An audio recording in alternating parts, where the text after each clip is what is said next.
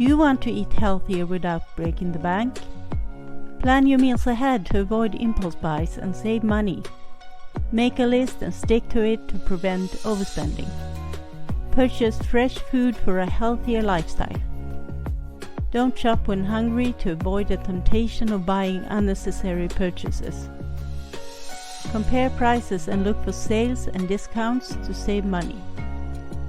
Look for store brands or generic products to save on costs.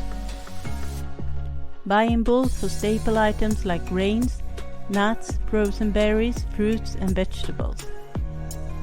Choose whole foods over processed items to save money and improve nutrition.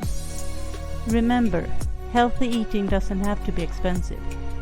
Shop smart and prioritize your health and budget. I hope these tips help you make better choices at the grocery store. Thanks for watching, and don't forget to like and subscribe for more healthy budget tips.